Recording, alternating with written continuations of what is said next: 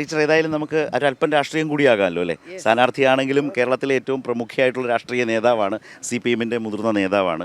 അപ്പോൾ എൻ്റെ ഒരു ചോദ്യം, നമ്മൾ ഈ നിൽക്കുന്ന കൂത്തുപറമ്പ് രക്തസാക്ഷികൾ, അതുപോലെ കൂത്തുപറമ്പിലെ ആ വെടിവെപ്പ്, അതിൽ ജീവൻ നഷ്ടപ്പെട്ട യുവാക്കൾ, ആ ഒരു കാലം, ഇവിടെ നിന്നുകൊണ്ട് ടീച്ചറെ ഞാൻ ഒരല്പം പുറകിലേക്ക് കൊണ്ടുപോയാൽ ആ കാലത്തൂടെ സഞ്ചരിച്ചു വന്നപ്പോൾ ആ അനുഭവങ്ങൾ കൂടി ഒരുപക്ഷെ ഈ മണ്ണിലായതുകൊണ്ടാവണം പ്രേക്ഷകർ ചിലപ്പോൾ, അല്ലെങ്കിൽ നമ്മുടെ ആളുകളൊക്കെ, സുഹൃത്തുക്കളൊക്കെ ടീച്ചറിൽ നിന്ന് കേൾക്കാൻ ആഗ്രഹിക്കുന്നുണ്ടാവും, സ്വന്തം അനുഭവത്തിലും ഓർമ്മയിലൂടെ. തീർച്ചയായിട്ടും. ഞാനന്ന് ശിവപുരം ഹൈസ്കൂളിൽ പഠിപ്പിക്കും, ഹയർ സെക്കൻഡറി സ്കൂളായി ഹൈസ്കൂളിൽ അധ്യാപികയായിട്ട് ജോലി ചെയ്യുകയായിരുന്നു.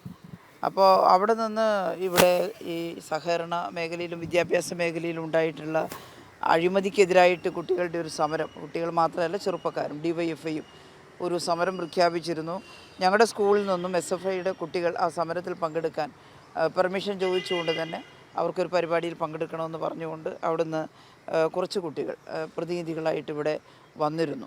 അപ്പോൾ ഞാൻ ഓർക്കുന്നത്, അന്നത്തെ ശിവപുരം സ്കൂളിലെ SFIയുടെ ലീഡർ ആയിട്ടുള്ള കുട്ടി, അവൻ ഓടി വന്ന് വൈകുന്നേരം ആകുമ്പോൾ ഓടി വന്ന് ഞങ്ങളോട് പറയുന്നതാണ്, അവിടെ ശിവപുരത്ത് കൂത്തുപറമ്പിൽ വെടിവെപ്പ് നടന്നിരിക്കുന്നു, എന്താ സംഭവിച്ചതെന്നറിയില്ല, ഞങ്ങളിങ്ങനെ ഇരുന്ന് സമരം ചെയ്യുകയായിരുന്നു, അപ്പോഴാണ് വെടിയുതിർന്നത്. അപ്പോൾ പിന്നിലത്തെ നിലയിലായിരുന്നു ഈ കുട്ടി. അപ്പോൾ അവനങ്ങനെ സ്കൂളിലേക്ക് ഓടി വരിക ചെയ്തത്. അപ്പോൾ ഞങ്ങൾ പെട്ടെന്ന് എന്താ ചെയ്യേണ്ടതെന്ന് മനസ്സിലാവുന്നില്ല. അപ്പോൾ എല്ലാ ഭാഗത്തേക്കുള്ള വാഹനങ്ങളൊക്കെ തടസ്സപ്പെട്ടു വളരെ പെട്ടെന്ന് തന്നെ. അപ്പോൾ വാഹനങ്ങൾ തടസ്സപ്പെടുമ്പോൾ കുട്ടികൾക്ക് വീട്ടിൽ പോകാൻ പ്രയാസം നേരിടും. അപ്പോൾ ഞങ്ങൾ കുറച്ച് നേരത്തെ സ്കൂൾ വിടാൻ തീരുമാനിച്ചു, കാരണം എല്ലാ കുട്ടികൾക്കും വീട്ടിലെത്തണം. അങ്ങനെ തീരുമാനിച്ചിട്ട് ഞാൻ പെട്ടെന്ന് ഇവിടെ ഓടിയെത്താൻ വേണ്ടിയിട്ട് എന്താ സംഭവിച്ചതെന്നറിയാൻ വേണ്ടി, ഞാൻ പാർട്ടിയുടെ പ്രവർത്തക കൂടിയാണല്ലോ, അപ്പോൾ ഞാനും ഹരീന്ദ്രൻ മാഷും സ്കൂളിലെ അങ്ങനെയുള്ള 2-3 പേര് കൂടി ഇങ്ങോട്ട് വരാൻ പുറപ്പെട്ട് നോക്കുമ്പോൾ എല്ലാ വാഹനങ്ങളും നിന്ന് പോയിരിക്കുന്നു, ഇങ്ങോട്ട് വരാൻ സാധിക്കുന്നില്ല. ഞങ്ങൾ എങ്ങനെയൊക്കെ കിട്ടിയ വാഹനങ്ങളൊക്കെ എടുത്ത് പകുതി നടന്നും പകുതി ഓട്ടോറിക്ഷയൊക്കെ പിടിച്ചും ഇവിടെ എത്തുമ്പോൾ വല്ലാത്ത ഭയാനകമായിട്ടുള്ള അവസ്ഥയായിരുന്നു. ഇവരെ കുറേ പേരെ ഇവിടുത്തെ ഹോസ്പിറ്റലിൽ പ്രവേശിച്ചിരിക്കുന്നു, കുറേ പേരെ കണ്ണൂർ കൊണ്ടുപോയിരിക്കുന്നു. ആരാണ് രക്ഷപ്പെട്ടത്, ആരാണ് മരിച്ചത്, എത്ര പേര് മരിച്ചു എന്നൊന്നും അറിയാത്ത ഒരു, നമ്മുടെ എല്ലാം കാലത്ത് നേരത്തെ രക്തസാക്ഷികൾ ധാരാളമായിട്ടുണ്ടായിട്ടുണ്ട് ഇതിൽ. അതിൽ പഴശ്ശി സമരവും തില്ലങ്കേരി സമരവും, തില്ലങ്കേരി വയൽ വരുമ്പത്തെ ആളുകളെ വെടിവെച്ചിട്ട് കൊന്നിരുന്നു, ഒരു നേരത്തെ അന്നത്തിന് ആഹാരത്തിന് ഭൂപ്രഭുത്വത്തിനോട് ചോദിച്ചതുകൊണ്ട്. അങ്ങനെയെല്ലാം ഉണ്ടായിരുന്നു. അതെല്ലാം വീട്ടിൽ അമ്മമ്മയൊക്കെ പറഞ്ഞു കേൾക്കുന്ന കഥകളിലൂടെ, വായനയിലൂടെ നമുക്ക് മനസ്സിലാക്കാൻ കഴിഞ്ഞ കാര്യമാണ്. എന്നാൽ നമ്മൾ ജീവിച്ചിരിക്കുന്ന കാലത്ത് ഇങ്ങനെയൊരു കച്ചവടത്തിനെതിരായിട്ടുള്ള ഒരു സമരം നടന്നു എന്നുള്ളതിൻ്റെ പേരിൽ, സമാധാനപരമായ സമരമായിരുന്നു എന്നുള്ള, അതിൻ്റെ പേരിൽ വെടിവെപ്പുണ്ടാവുകയും കൂട്ടത്തോടെ ആളുകൾ മരിക്കുകയും ചെയ്യുക എന്നുള്ളത് വളരെ സങ്കടകരമായിട്ടുള്ളൊരു അനുഭവമായിരുന്നു. പിന്നീട് ആശുപത്രിയിലെത്തി ഞങ്ങൾ അവരെല്ലാം കാണുകയാണ് ഉണ്ടായിട്ടുള്ളത്. ടീച്ചറെ, നമുക്ക് വൈൻഡപ്പിന് സമയമായിരിക്കുന്നു. ഒറ്റ ചോദ്യം കൂടി, അതായത് വടകര ചർച്ച ചെയ്യുന്ന രാഷ്ട്രീയ വിഷയങ്ങൾ എന്തൊക്കെയാണ് ടീച്ചറെ? തീർച്ചയായിട്ടും കേരളമാകെ ചർച്ച ചെയ്യുന്ന രാഷ്ട്രീയ വിഷയങ്ങളാണ് വടകരയിലും ചർച്ച ചെയ്യുന്നത്. കേരളം ഇപ്പോൾ ഈ കേരളത്തിലെ ജനങ്ങളോട് ആവശ്യപ്പെടുന്നത്, നമ്മുടെ രാജ്യം അതീവ ഭീഷണി നേരിടുന്ന ഒരു സമയമാണിത്.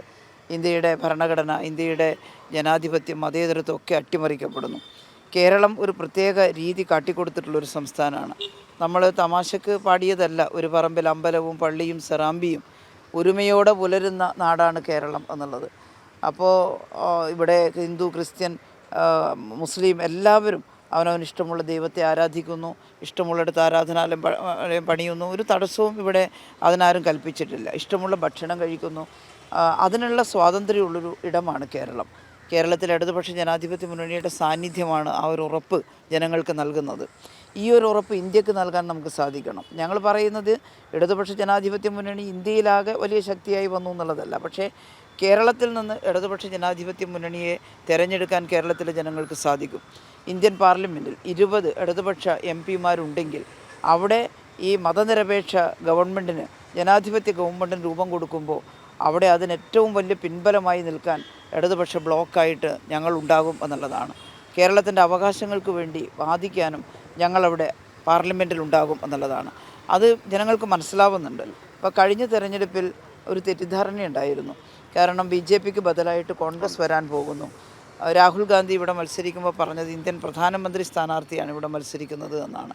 രാഹുൽ ഗാന്ധി പ്രധാനമന്ത്രിയാകും എന്ന ഒരു ധാരണ ഒരുപാട് ആളുകളിൽ അന്ന് വന്നിരുന്നു. അതുകൊണ്ട് അസംബ്ലിയിലേക്ക് LDFന് വോട്ട് ചെയ്ത ആളുകൾ ചിലർ പാർലമെൻറ്റിലേക്ക് UDFന് വോട്ട് ചെയ്യുന്നൊരു അനുഭവം ഉണ്ടായി.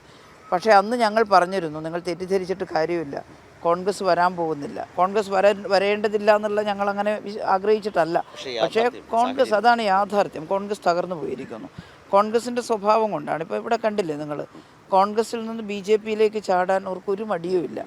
മാനസികമായിട്ട് പലരും BJPയോട് ഒട്ടി നിൽക്കുന്നവരായിട്ട് വരികയാണ്. ഇനി BJPയുടെ ആശയഗതികളോട് ഒട്ടി നിൽക്കുന്നതല്ല, സ്ഥാനമാനങ്ങൾ മോഹിച്ച് അങ്ങോട്ട് ചാടാൻ ഒരു മടിയില്ല. ജനങ്ങളെ അവർ ചിന്തിക്കുന്നില്ല, അവനവൻ്റെ സ്ഥാനമോഹങ്ങൾ മാത്രമേ ചിന്തിക്കുന്നുള്ളൂ.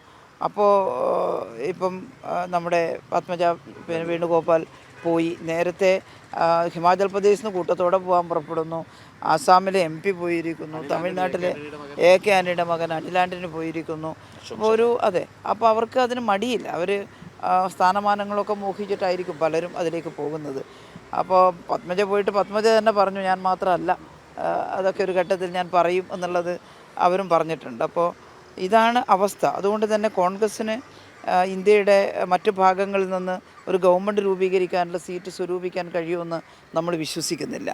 അതുകൊണ്ട് തന്നെ അവിടെ ഒരു ശക്തമായ ഇടതുപക്ഷ ബ്ലോക്കിന്, ഒരു ഇടതുപക്ഷ കൂട്ടായ്മ അവിടെ ഉണ്ടാവണം. അത് കേരളത്തിൽ നിന്നാണ് ഏറ്റവും കൂടുതൽ സാധിക്കുക. അതുകൊണ്ട് ഞങ്ങൾ 20 പേരെ കേരളത്തിലെ ജനങ്ങൾ തിരഞ്ഞെടുക്കുമെന്ന ഉത്തമ വിശ്വാസമാണ്. കഴിഞ്ഞ തവണ ഉണ്ടായ ആ തെറ്റിദ്ധാരണ ഇത്തവണ ഉണ്ടാകില്ല. പലരും പറഞ്ഞിട്ടുണ്ട് തെറ്റിപ്പോയി, അബദ്ധമായി പോയി, ഞങ്ങൾ പ്രതീക്ഷിച്ചത് ഇങ്ങനെയായിരുന്നു, അതുകൊണ്ട് ഞങ്ങൾ ഇത്തവണ ഇടതുപക്ഷത്തെ സഹായിക്കും എന്ന് പറയുന്നവരുണ്ട്. അങ്ങനെ സഹായിച്ചാൽ നമ്മുടെ ഈ പോരാട്ടത്തിനൊരു കരുത്തുണ്ടാവും. മതേതരത്വത്തിനും ഇന്ത്യൻ ഭരണഘടന സംരക്ഷിക്കാനുള്ള പോരാട്ടത്തിനൊരു കരുത്തുണ്ടാവും.